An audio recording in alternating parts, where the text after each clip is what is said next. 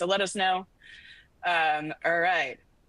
Should be popping up on your screen right now. And then Sari, I'm saving yours for last. You're going to put mine in next. I'm so excited. You guys, I'm sorry, but I'm also, you're welcome. I'm going to frame this by, I'm sorry and you're welcome. Okay, you're up. I will play the video and you tell me to. Just play them. All right. I'm not, without any context. Okay. Just watch you guys. Okay, here we go. Are you Abigail Adams? I am indeed. Good day to you. This is no, audio's weird. Huge fan. Pleasure is mine. I hear a holiday called Halloween approaches. Yeah, turn around the corner. Then you must dress as me. Put on a cap and a proper gown. My fellow Americans, I must confess, I'm absolutely in love with hip-hop. The rhythm, the stories, the freedom, it speaks to an honest man. Now, if you'll excuse me, I got a beat to catch. Stay true. Morning, officers. Ever tried trading the ice vibe for some peace vibes? What kind of trade? These tie-dye daisies, instant mellow. Sure, not regulation. Regulation. Kermit, you listen to me. You open the government right now. Sorry. Piggy, this is I'm trying to stop a it. nail salon, not the Capitol. I don't care what it is. I booked a full set, and the country needs to function. Chop, chop, frog. Okay, I'll... Be choppy. Yeah, so the audio worked when I downloaded it. Sorry, guys. That's a bummer. So maybe what I'll have to do is I'll see if I can fix it for the end. I'm not even going to put the creepy or cool up because it doesn't deserve, it deserves the full video played. It's much better when it's not glitching. All right, I will fix it. So my apologies. That's, technology. Should I explain please explain it? Okay.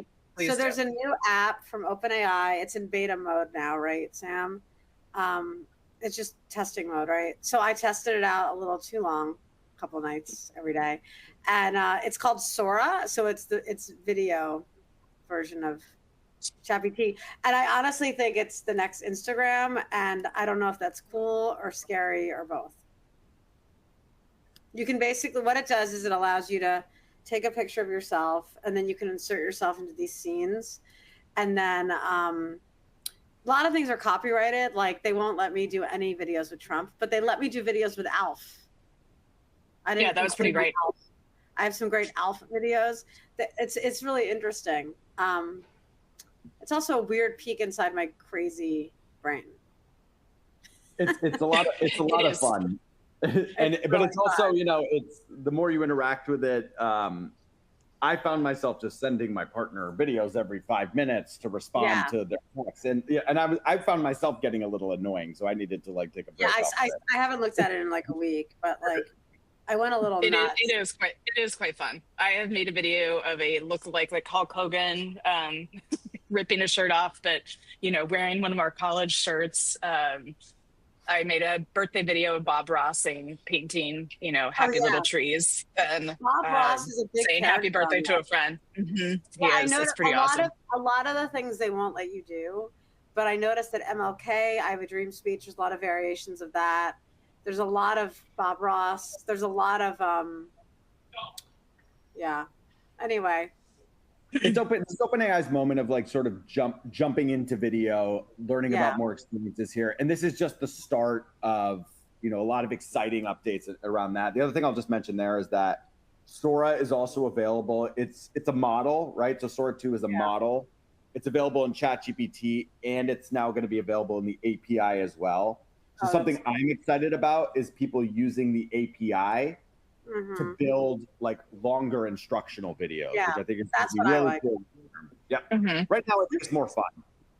Can I ask you a question about, I was reading that, so people who understand ChatGPT, OpenAI, it's on version 5 now, but I was reading that there's gonna be a new version that's gonna be more like the one before. Can you explain that to everyone, or do you know about this? I can't say anything about future models, but right now we're on ChatGPT 5, and the whole goal of ChatGPT 5. Yeah, 5. The goal of it was, if you guys recall back, we had 4.0, and then we had 0.3, and like just so many different models that it became really hard for people to be able to navigate. That's what I was wondering.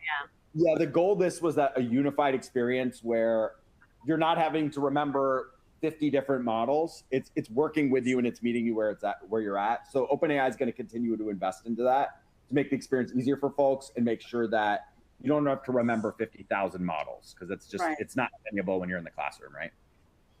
So a lot more coming there. Okay. So thank you everybody for participating in our creepy and cool and the AI Educator Brain news update. So Sam, we are so excited to have you. Talk us through multilingual classrooms, supporting ELLs and translation tools. And thank you. I know you are very busy with work right now. So we appreciate you taking some time with us. I'm going to pass this over to you, and then we'll monitor the chat box in terms of how things are resonating or questions that people have. That sounds great. Thank you so much. So I'm actually going to walk folks through some best practices of, around multilingual classrooms, how we can support ELLs with AI translation tools. The thing I want to call out here before we get into this is that these tools are never going to replace interpreters that are inside of school districts that understand the families and the communities that they're supporting. The whole goal of today is to share some insights and some tools that folks can use, whether you're in the classroom and you have a parent visiting and you don't speak the language and a translator's not available. I'll walk you through some use cases there, how to write with ChatGPT to walk around some of these translations. The goal is just to share some use cases, and we'll try to keep it as collaborative as possible. So I'm going to share my screen and sort of dive in here. All right, bear with me.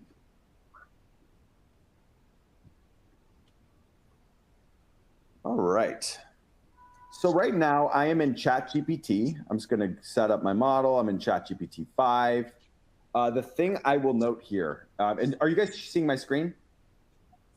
Yes. I think I'm not sure, is mine being presented or is it the slides? I think it might be the slides on the screen. So we can see it. Don't worry, I can see it. So okay, awesome. And they can see it too. Thank you so much. Okay. So first I wanted to walk folks through just some basic capabilities within ChatGPT that I think are really helpful. This is the home screen, right? And I'm first just want to share a couple ideas that folks can utilize around how to personalize your profile based upon your role. And I think it will help people with future output. So I just want to quickly share how to do that. So I'm on the home screen. If you ever get lost on the home screen, you could just always click the sidebar and you can always just open a new chat and it'll open back to this home screen. All of your chats will stay over here on the left. I'm now going to go down and I'm going to click my profile, and we're all just going to go to this area called personalization. So again, I'm going to do that one more time. Let's say it's closed and I'm on chatgpt.com. I'm going to open this up. I'm going to click my profile, and then I'm going to click personalization. So this is the first thing I like to recommend to folks that are inside of ChatGPT, and this is personalizing it for you based upon how you utilize this system. So there's a lot of areas in here, and the first thing I'll call out is custom instructions. This is a good place to first just put into chat ways that you like to be, how you want chat to interact with you, how you want information presented. This is really useful because every time you put in a prompt going forward, it'll look at what you have under these personalization settings, and then the outputs that you get will be directly influenced by the information you have here. So a quick call out. Custom instructions, these are going to be things like, for me, for example, I like information presented in bullets. I would always like a translation provided in Spanish and English of everything that I put in. You might give it information around sources you want it to reference, or languages you would like for it to reference, whatever it might be. So I'd recommend putting in custom instructions, and then equally important, occupation. ChatGPT, right? These models, they're not magic. They're based upon information. They're based upon data. So if you tell ChatGPT, I'm an interpreter inside of this district, or I teach special education inside of this district, and I teach this grade level, you'll get much more personalized information. So I definitely recommend turning on customization, putting a couple custom instructions in, and putting in your occupation just to start. Questions on that? And the whole goal of this is personalizing your outputs for yourself, and I'll get into translations in just a moment. I love it, Sam. I'm already learning something new, and I clearly live in this space right now. So I need to go spend some time personalizing for myself, because I need my AI to tell me how great I am all the time. Yeah, Right? I had no idea. Now I'm gonna do that. Yeah, and the thing is, because like a lot of folks, like me, for example, I'm diagnosed ADHD, right? Like, so like I need information presented, as you can tell. Ditto. So I need information presented in certain ways. Hello, me too. Welcome, yeah. So like I'm like, I need information bulleted. If I'm doing research, don't give me a huge block of text, provide it in this particular way. So again, it's really useful just to give it some inputs. And you don't need to write paragraphs, start with a couple and add more as you go. But again, you don't need to do it all. I would start with custom instructions and occupation at a minimum. All right. So now I'm going to show some folks. Let's dive into how to write using ChatGPT. And I'm going to talk about some translation capabilities inside of this. So give me just a moment. So I don't know if Marta's on the call, but we saw Marta, we had the Padlet up, and we had asked for some folks some examples of some parent communications. So I'm copying one that Marta gave, and I'm putting this in the chat. So if folks want to go to the Padlet or put in for yourself some example of a parent communication, you can copy one of those from the Padlet, you can take your own. But I want to show folks some examples here of how to write using ChatGPT. So first I put the input in, right? If I just click, and I'm going to say right here, help me improve this letter, right? This is not a good example of how to do it. I'm giving a bad example first. Help me improve this letter. I gave no context, and I'm just going to put this in. And Sam, just to pause again. So again, I just put the link to the Padlet in the chat. So this was emailed out in advance, and then also the link is there if you didn't have a chance. So we're trying to use real examples that you all provided to make sense of how to do the translation stuff. Exactly. Yep. So the first thing I'll call out here, right? I just copy and paste. I said, help me improve this letter. Not a good prompt. I didn't tell it what I want to do. I'm not editing it. Like I'm just giving it one single prompt. This is not the way to prompt. So I said, help me improve this letter. Put it in. I get a big block of text. I can't really do much with this, right? So I'm going to show y'all some skills and tools that you can use to help use ChatGPT as a thought partner as you're writing and doing translations. So let me show you that now. So right now I just put that in as the prompt. We're now going to do a fresh example. I'm going to paste that same letter, and I'm going to do this. You're going to click the plus button, and you're going to go to more, and you're going to see a tool called Canvas. So again, I'm going to do this one more time. I inputted my letter.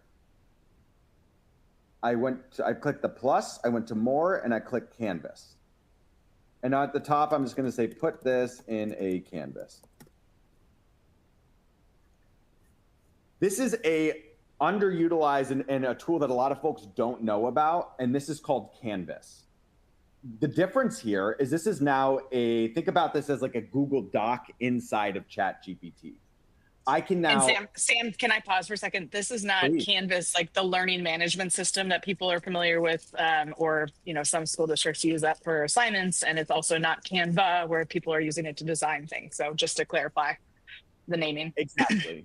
Yeah, it's every company likes to call a product Canvas for some reason, but yeah, it is not the LMS, it's not Canva, it's an interactive sort of doc inside of ChatGPT.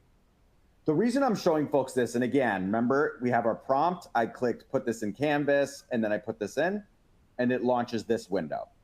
The reason I'm bringing this up to folks is the way people have often been using ChatGPT is they'll put in a block of text, they'll edit it, and then it'll fully generate a full block of text.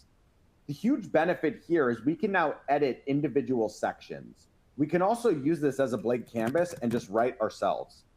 So the reason I'm bringing this up is I want to show you a couple of tools first. First, I'm going to say, let's show you the full tools first. So if you go to the bottom right, suggest edits, adjust the length, reading level, and I'm going to start there. So reading level, oftentimes we have parent communications, right? And we want those parent communications to be accessible to everybody. It should be clear. And oftentimes having a reading level, which everybody in the community can understand, could be a helpful way to do that. So for example, right now I have this full text and I can take the reading level and I'm first going to move it up to graduate school and let's see what we get. It's going to be very convoluted, but let's see what we get in just a second. Bear with me. So as you see, it went through, it wrote a very long letter here. So we got to see what that looks like. I'm now going to go, and you can actually see here, you can track your changes. I'm going to go back here and I'm going to change the reading level back to, let's go down to, I'll just paste this back in here. Pardon me. All right. So now I want to show translation capabilities. ChatGPT can speak 40 plus languages, and in text, I believe it's now up to like 120. And again, it's not going to be completely fluent in every language, and you need to verify this every single time. But I want to give folks some suggestions here. So I might say, let's just say, make this clearer and bold out important words. Let's just start there. So right now it's going to go through, it's going to edit and review the entire document. Give me a sec here. They'll do that. If we have, if we go to a basic one here, I want to show translation capabilities. So let's say I have this full document, right? And this is the edit that it just did. Let's say I have the full document and I want to edit this, translate this to Japanese, or let's just say Spanish.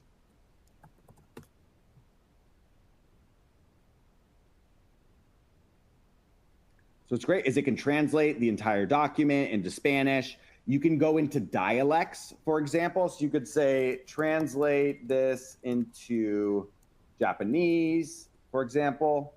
It'll translate the entire document and it'll put that in chat. So again, I just want to call out that you can utilize ChatGPT both to translate the entire document. You can do it individual sections. Maybe you have the English translation and the Spanish translation below. Again, these tools are really helpful to help you translating, just to start.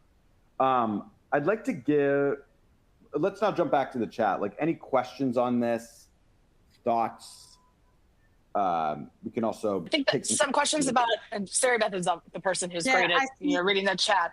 Yeah, I see people asking questions about does ChatGPT still leave a spacing watermark and text outputs? Did they ever do that? Was that something they even did?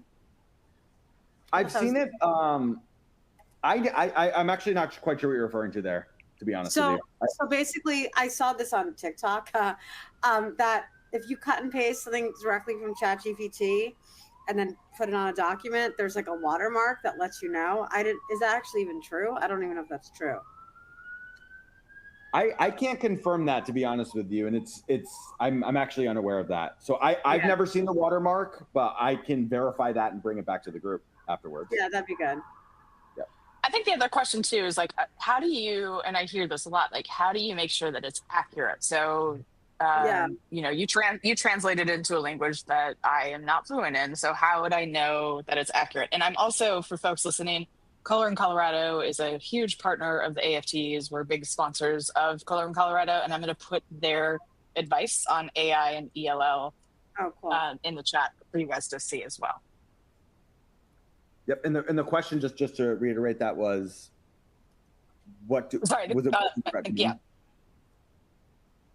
we ensure accuracy? So if we do this, you create the great letter, how do you know it's accurate in terms of translation? So like anything else, any LLM that you ever utilize, it is really deeply important that you verify all of the information. So there's a couple different strategies that I would personally use. Again, most schools and districts have interpreters or folks inside of the district that you should be validating these types of things, especially if you're sending a mass communication out. But a couple things I would often suggest would be, I'm just going to do this, and let's just do a test here. So I'm going to take that same letter and I'm going to say translate this to Spanish with a Mexico dialect. Let's see what we get. And then I would say, and then I would like, if this was me, this is how I would do it. I would copy and paste this, or I would take this and I would say, translate this back into English. Translate this back into English. That's where I would start. Translate this back in English. So first I would do that. I would verify the two here. The other thing that you can do is you can point ChatGPT at various resources. So if you have a website that is helpful, or if there's someplace you wanted to point this to verify certain translations or grammar or anything like that, I would suggest using search. So one example here is you go down here. I'm going to go down to web search, validate the accuracy of the Spanish translation. This is where typically and I would start. Sam, as you're letting the response spit out, there's a lot of questions about cost associated with using these tools that you're showing. Is this a free account or is this a paid part? Is this a paid account? Every single thing that I've showed so far is all available on the free account, completely 100%. So Canvas is free. All of this is trained into the models. Like OpenAI has spent a very long time and a huge investment into training these models. So those are all included and nothing I've shown is not included. That's awesome. Yep. Fantastic. And lots of exciting updates in K-12 coming soon in the next couple of months. I just can't say anything today, but very exciting stuff. It's like he's like Sam's like I have a secret and you guys don't get to know, but you'll just have to come back. You'll have to come back to us next month and tell us what the big news is. All right, so Sam, I'm really quickly, you can't see it, but is it creepy or cool that all of the tools he's showing is free right now for you to use? So all right. Cool. Yeah, the majority is saying very cool. All right, love it. Okay. Oh, verbal translation? Right. Does it provide verbal translation? Yes. So let me do a quick demo of this. This is what I think is absolutely game changing. So by the way, as Sam does this, let me preface this to say this is why we invited Sam, because not that we were going to invite you anyway, but this part is something he showed us this summer, and we're like, oh my god, this is amazing. So don't walk away to get a drink just yet. All right, so I know that folks have, especially from the AI Educator Brain and a lot of these webinars, folks have gotten a good foundation on prompting, right? How to prompt, making sure you're providing the context, the expectations, the task. Those are sort of the three things that I always call out. Context, so the context of who you are, what do you want it to do, the expectation, and then, so we'll dive into that now. So I'm gonna dive into ChatGPT. And voice mode is available over here on the far right. This is one tool. Voice mode is available to everyone. Free users will hit some limits after a certain amount of time, but you should be able to use these live translation tools that I'm about to show you. So I'm going to go into voice mode and I'm going to start talking and I'll show you guys how to prompt ChatGPT to be a really helpful translator. Hi, Chat. I am a teacher and I'm about to meet with a parent. When you hear English, translate to Spanish with a Mexico dialect. When you hear Spanish, translate back to English. Make sure to keep translations and communications clear and concise and education appropriate.